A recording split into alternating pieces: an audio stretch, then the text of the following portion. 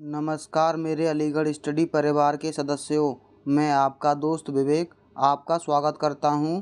CTET के लिए बहुत ही महत्वपूर्ण सीडीपी की जानदार और शानदार क्विज में अधिगम के लिए निम्न में से कौन सी अवधारणा उपयुक्त है। ऑप्शन है प्रयासों से कोई फर्क नहीं पड़ता है। दूसरा है योग्यता सुधार्य है, यानी योग्यता में सुधार किया जा सकता है। तीसरा है योग्यता अटल है। चौथा है असफलता अनियंत्रित है। इसका सही जवाब क्या होगा? आप अपना जवाब दे दीजिए। इसका सही जवाब है ऑप्शन दूसरा, योग्यता सुधार्य है, यानी योग्यता को सुधारा जा सकता है। यह अधिगम के लिए उपयुक्त धारणा है। अगला प्रश्न नंबर 2 है, संवेग एवं संज्ञान एक दूसरे से कैसे हैं? ऑप्शन हैं सन्निहित हैं, संबंधित नहीं हैं, पूर्णतः अलग हैं या स्वतंत्र हैं। इसका सही जवाब क्या होगा? आप अपना जवाब दे दीजिए। इसका सही जवाब है ऑप्शन पहला, संवेग और संज्ञान एक दूसरे से सन्निहित हैं। सन्निहित का मतलब होता है एक दूसरे से जुड़े हुए हैं। अगला क्विज का प्रश्न नंबर 3 है, निम्नलिखित में से कौन से कारक अधिगम को प्रभावित करते हैं? पहला है विद्यार्थी की अभिरुचि, दूसरा है विद्यार्थी का सामवेगिक स्वास्थ्य, तीसरा है शिक्षा शास्त्रीय रणनीतियाँ, चौथा है विद्यार्थी का सामाजिक एवं सांस्कृतिक संदर्भ। इसका सही जवाब क्या होगा? आप अपना जवाब दे दीजिए। इसका सही जवाब है ऑप्शन पहला, ये चारों ही अधिगम को प्रभावित करते हैं। विद्यार्थी की अभिरुचि भी, सामवेगिक स्वास्थ्य भी और रणनीतियाँ भी और सामाजिक सांस्कृतिक संदर्भ भी। अगला क्विज का प्रश्न नंबर 4 है, अनेक घटनाओं के बारे में बच्चों के द्वारा बनाए गए सहजानुभूत सिद्धांतों के संदर्भ में एक शिक्षिका को क्या करना चाहिए? पहला है बार बार याद करने के द्वारा एक सही सिद्धांत में बदल देना चाहिए। दूसरा है प्रतिकूल प्रमाण एवं उदाहरणों को प्रस्तुत करके बच्चों के इन सिद्धांतों को चुनौती देनी चाहिए।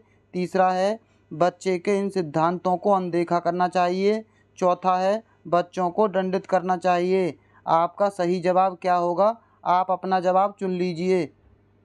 इसका सही जवाब है ऑप्शन दूसरा, प्रतिकूल प्रमाण एवं उदाहरणों को प्रस्तुत करके बच्चों के इन सिद्धांतों को चुनौती। क्विज का प्रश्न नंबर 5 है, अधिगम का संरचनात्मक विचार यह सुझाव देता है कि ज्ञान की संरचना में ऑप्शन हैं बच्चे पूर्ण रूप से पाठ्य पुस्तकों पर निर्भर रहते हैं।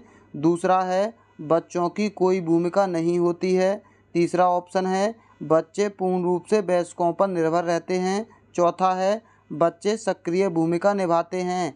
आपका जवाब क्या होगा? आप अपना जवाब दे दीजिए। इसका सही जवाब है ऑप्शन चौथा, बच्चे सक्रिय रूप से भूमिका निभाते हैं ज्ञान की संरचना में। अगला क्विज का प्रश्न नंबर 6 है, संरचनावादी सिद्धांतों के अनुसार अधिगम के बारे में निम्नलिखित में से कौन सा सही है? यहाँ बार नहीं बारे में होगा। ऑप्शन हैं अधिगम आवृत्तीय संबंध के द्वारा व्यवहारों का अनुबंधन है। दूसरा है अधिगम सक्रिय विनियोजन के द्वारा ज्ञान की संरचना की प्रक्रिया है। तीसरा है अधिगम पुनरुत्पादन एवं स्मरण की प्रक्रिया है। चौथा है अधिगम यंत्रवत याद करने की प्रक्रिया है। इसका सही जवाब क्या होगा? आप अपना जवाब दे दीजिए। इसका सही जवाब है ऑप्शन दूसरा, अधिगम सक्रिय विनियोजन के द्वारा ज्ञान की संरचना की प्रक्रिया है। अगला क्विज का प्रश्न नंबर 7 है, मूल्यांकन पद्धतियों का लक्ष्य होना चाहिए। ऑप्शन हैं पुरस्कार वितरण हेतु उच्च अंक प्राप्त करने वाले विद्यार्थियों की पहचान करना। दूसरा है विद्यार्थियों को नामांकित करना। तीसरा है योग्यता आधारित समूह में विद्यार्थियों को विभाजित करना। चौथा है विद्यार्थियों की ज़रूरतों एवं आवश्यकताओं की पहचान करना। इसका सही जवाब क्या होगा? आप अपना जवाब दे दीजिए। इसका सही जवाब है ऑप्शन चौथा, विद्यार्थियों की ज़रूरतों एवं आवश्यकताओं की पहचान करना मूल्यांकन पद्धति का लक्ष्य होना चाहिए। अगला प्रश्न नंबर 8 है, एक प्राथमिक विद्यालय की अध्यापिका बच्चों को एक प्रभावशाली समस्या समाधानकर्ता बनाने के लिए किस प्रकार से प्रोत्साहित कर सकती है। दोस्तों, हमने आपको पिछले क्विज़ों में भी बताया है कि अगर ऑप्शन सबसे बड़ा है तो वही सबसे सही होगा। इसका सही जवाब है ऑप्शन दूसरा, बच्चों को सहजानुभूत अनुमान लगाने के लिए प्रोत्साहित करके तथा उसी पर आधारित विचार मंथन करके।